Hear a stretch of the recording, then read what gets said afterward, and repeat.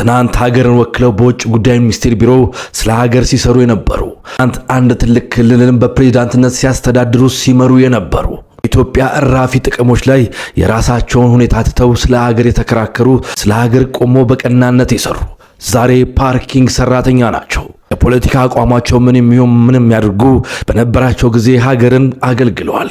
ከዚህ ሁኔታ ውስጥ ሲወጡ ግን አሁን ሰው ሁሉ የሚስቅበት ነገር ግን ነገ የምናዝንበትና የምናፍርበት የፓርኪንግ ስራ ላይ ተሰማርተዋል።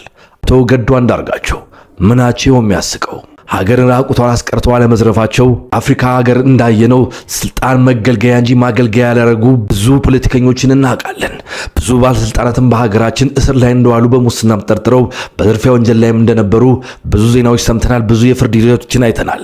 አቶ ገዱ አንዳርጋቸው በዚህ ሁኔታ ውስጥ አለመጠራታቸው ሊመሰገኑ እንጂ ሊሸማቀቁ የሚገባቸው አይደለም። አሁንም ቢሆን ሀገር ያጣችው ምሳሌ ታርግ የምትፈልገውም እንደዚህ አይነቱን ባለስልጣን ነው። ትናንት በቅንጡና በውድ መኪኖች በታጃቢዎች እንዲሁም በከፍተኛ በቃስር ውስጥ ህይወታቸውን ይመሩ ነበር።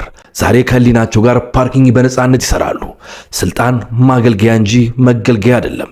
ይህንን በተግባር አሳይተዋል። የትኛውም አይነት ፖለቲካ አቋም ይኖራቸው፣ የትኛውንም አይነት በስልጣን ዘመናቸው ውሳኔ ያስተላልፉ የኔ ምልከታ አይደለም። ምልከታዬ ግን በአንድ ወቅት ትልቅ ቦታ ላይ የነበሩ ሰው ዘርፈው የራሳቸውን ታሻሽለው ቤተሰቦቻቸውን ለውጠው አንድ ቦታ እናገኛቸዋለን ሲባል የዕለት ጉርሳቸውን ለማግኘት ፓርኪንግ ስራ ላይ በአሜሪካ ምድር መገኘት ለኔ እንደ ኢትዮጵያዊነት በኩራት መጠቅሳቸው እንጂ ማፍረባቸው መሸማቀቅባቸውም አይደለም። ይህ የሚኖር ህይወት ነው። ስለ ገዱ አንዳርጋቸው ስላልዘረፈ ነው ፓርኪንግ የሚሰራው። እንደ ሌሎቹ ዘራፊ ስላልሆነ፣ እንደ ሌሎቹ አገር ዘርፎ የወጣ ስላልሆነ መንገድ ላይ ኢትዮጵያ ቢታይ ማንም የማይነካው ሰው ገዱ አንዳርጋቸው ይባላል። ማንም ዘረፈ ብሎ የማይጠቆም ሰው ገዱ አንዳርጋቸው ይባላል። እና አትሊስት ያ ነገር ልትኮራበት ይገባል። ገዱ ልትኮራበት የምትችለው የሚያሸማቀቅ አንድ ነገር የለም። ስለዚህ ትልቅ ሰው ነህ። እግዚአብሔር ምስክሬ ነው ማለት በጣም ነው ያደነኩ። እኔ ቢያንስ 1-2 ቪላ እና የሆነ 7-11 ይኖራል ብዬ አስቤ ነበር። የሚለው በጀቱ እጅ ላይ ነው ያለው። በስሱ የሆነ 2 ቪላ ምናምን ነገር ከዛ 1 7-11 የግል ነው ዱቅ ብለህ ትኖራለህ ብዬ ነበር ያሰብኩት አሜሪካን ሀገር። አለመዝረፈ ግን አይጸጽትም። አባ ትልቅ ሰው ነህ። አደነኩ ከማንም በላይ። በቃ አልዘረፍክም።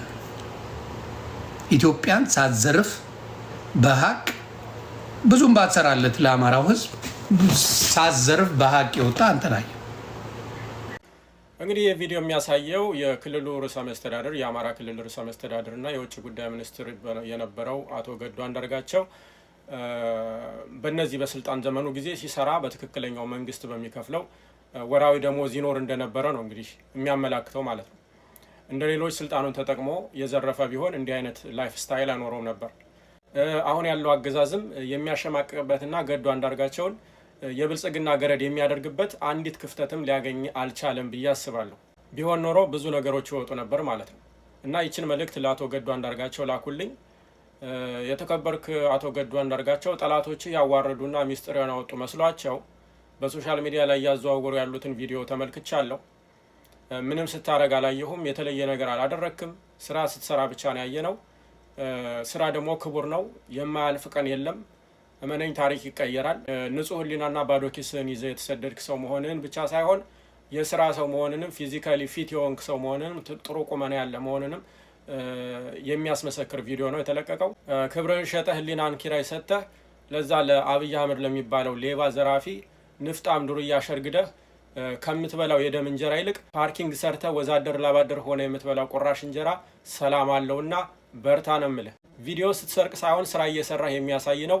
ምንም ችግር የለውም። በርታ፣ አይዞህ ነው የምለው። የሀገር ሀብት ዘርፈው ዱባይ ላይ ቅንጡ አፓርትመንቶችን ከሚገዙ የብልጽግና ባለስልጣናት ይልቅ ላንተ ለወዛደሩ እኔ በግሌ ትልቅ አክብሮት አለኝ እላለሁ። በርታ ባለህበት። እርዳታ ራሱ ተጠየቀ። እርዳታ ሲባል እኔ ለህዝባችሁ ታገሉ 5 ሳንቲም አልፈልግም ማለት ኩሩ እኮ ነው። አማራ መድኃኔዓለም ምስክሬ። አቦ እናት ትውለድ።